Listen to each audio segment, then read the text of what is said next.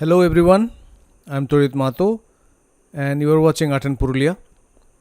In today's video of the ongoing series on painting with acrylics, we'll see how to paint trees and forests in a landscape. The trees, foliage and forests are important aspects of a landscape. Let's see some basic aspects of a tree.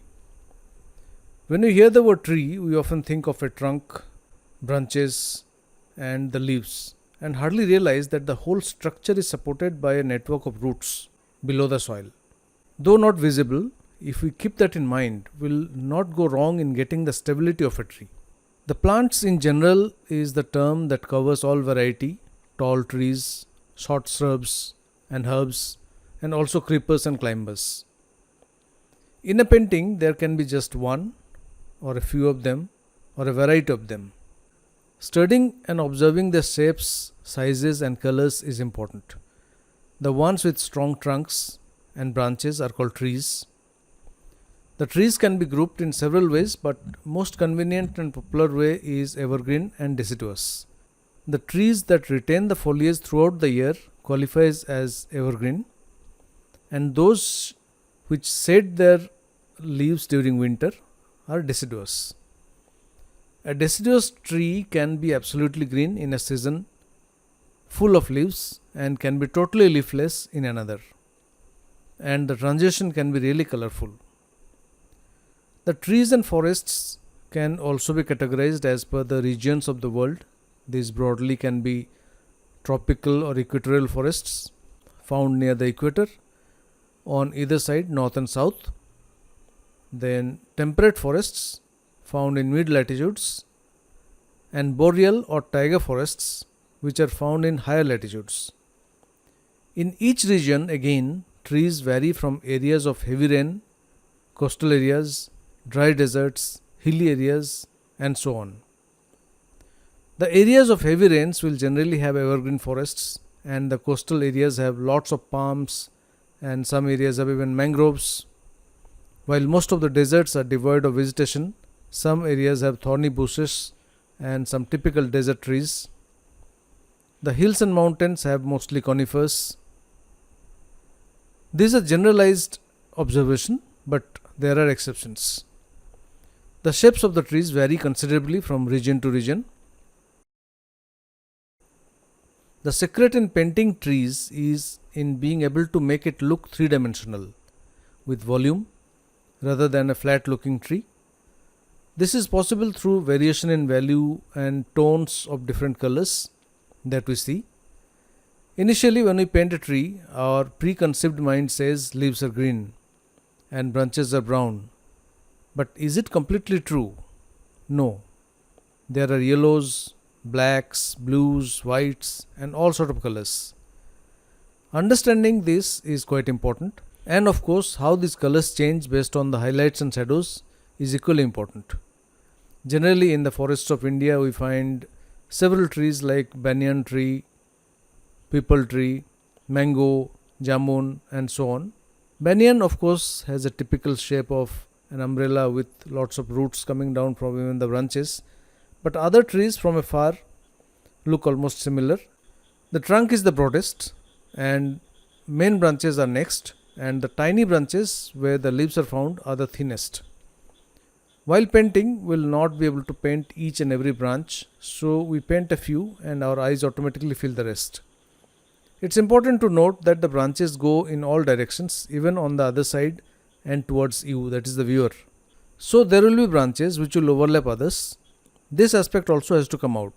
It's a good idea to start from the other side of the trunk, then the sides, and then the ones coming towards us. In that case, there will be a natural overlap.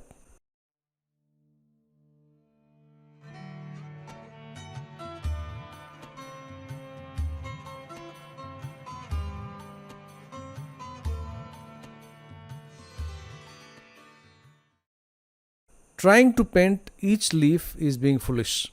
We should be able to paint the clump of the leaves and the highlights and shadows of them. We will paint the trunk and the branches first and then add the leaves. I am using a mid-tone mix of green to cover the entire tree initially, and then I'll add the highlights and the shadows.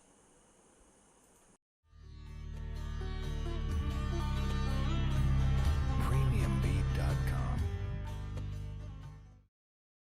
With the light coming from top right, we'll have highlight color on that side and the shadow color on the left bottom of each clump of the leaves. If you are wondering how to make the highlight color of green, just add a little bit of yellow, and even in yellow, if you add warm yellow, you'll get a different shade. If you add cool yellow, you'll get a different shade, and if you add a little bit of white also, you'll get a different shade. And for making the shade for shadows, you can add a little bit of complementary color, that is red, or you can add a little bit of brown or gray or even blue. If you're still confused, you may like to watch one of my videos where I had explained how to mix any color using primary colors, and I had explained as to how you can mix cool and warm colors along with white and red and grey to make various shades that may be quite helpful. Now we'll see a few conifer trees. They generally have a triangular structure with a pointed top and a broad bottom. And since the light is coming from almost top out here, if we see, I have marked the sun as a red on top, and the mango tree is getting the light from the right top, where the conifers will now get from the top.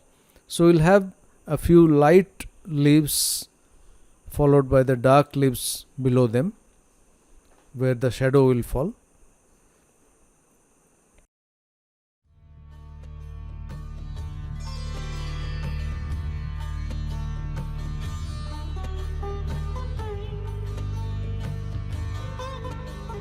Premiumbeat.com.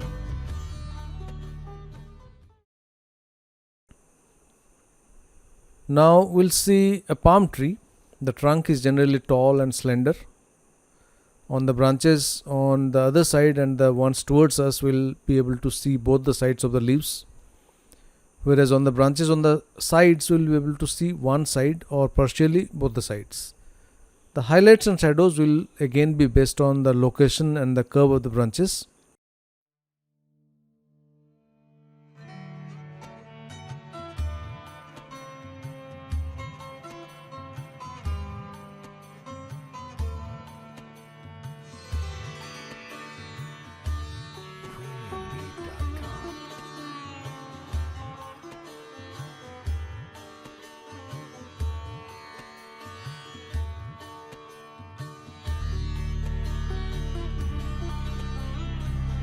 Premiumbeat.com.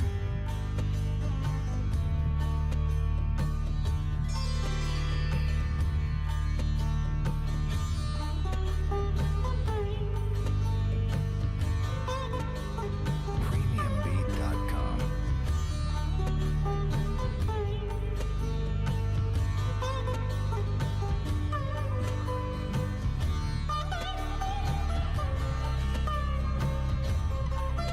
Premiumbeat.com.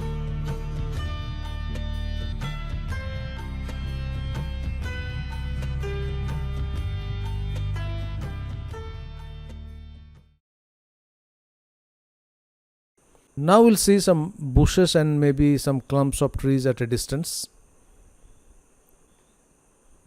Now here also, even in the clumps, we can show the highlights and shadows accordingly. For painting grasses, the fan brush works very nicely.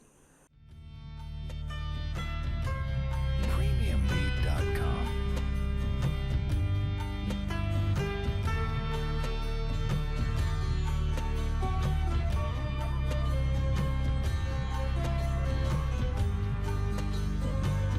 Premiumbeat.com.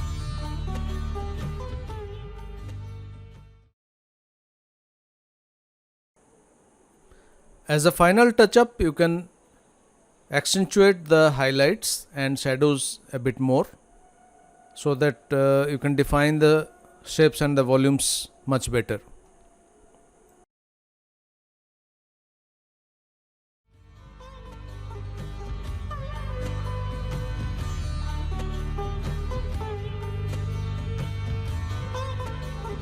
Premiumbeat.com.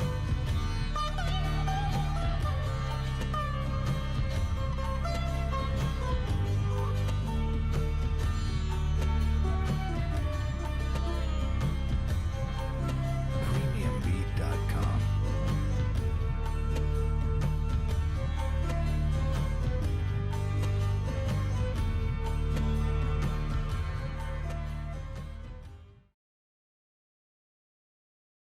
You can also use a palette knife to apply paints, which will generate some texture and also give a dramatic look. So that's it, friends, for today.